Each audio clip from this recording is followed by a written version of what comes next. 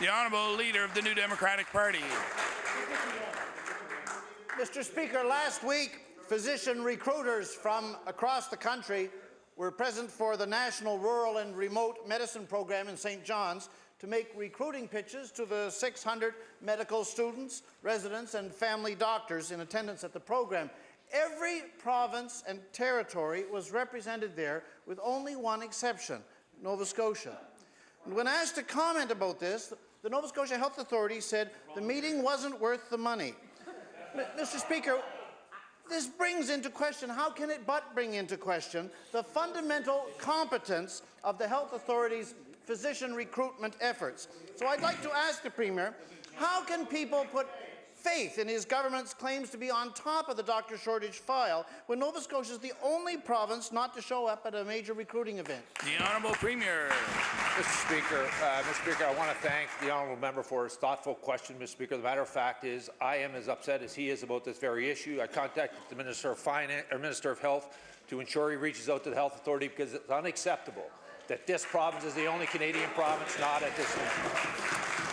The Honourable Leader of the New Democratic Party. Thank you, Mr. Speaker. Then this morning we learned that the Department of Health is being taken to court by the Office of the Ombudsman.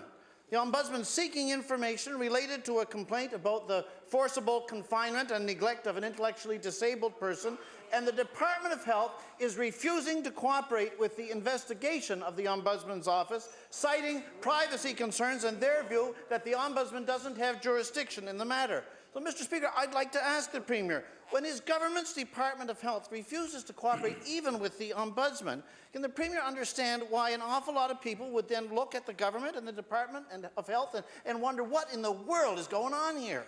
The Honourable Premier. Mr. Speaker, I don't know the details of the specific case the honourable member is referring to. I know there are often times when there are different third parties looking out for information of individuals, Mr. Speaker, that is not released without the authorization of that individual or those families, Mr. Speaker, and they can release it to them. But I want to go back to his first question, Mr. Speaker, about the fact it is unacceptable. It is unacceptable that the province of Nova Scotia is the only province in Canada that doesn't show up when it comes to recruiting physicians, Mr. Speaker.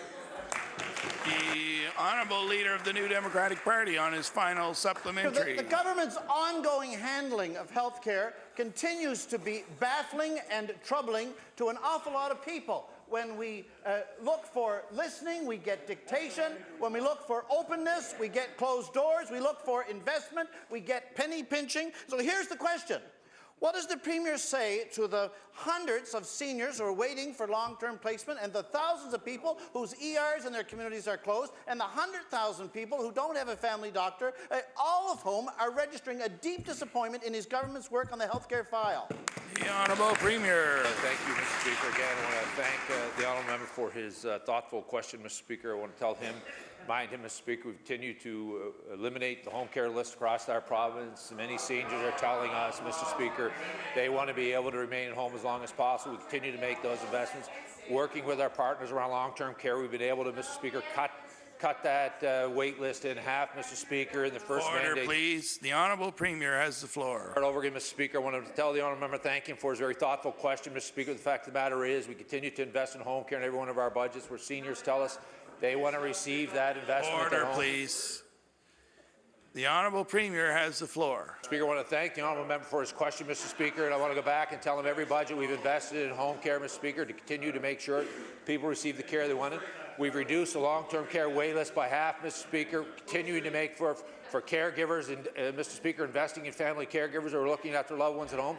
We know there's more work to do, and we're thankful for those Nova Scotians, Mr. Speaker, who are working with us to find solutions for the challenges facing this province.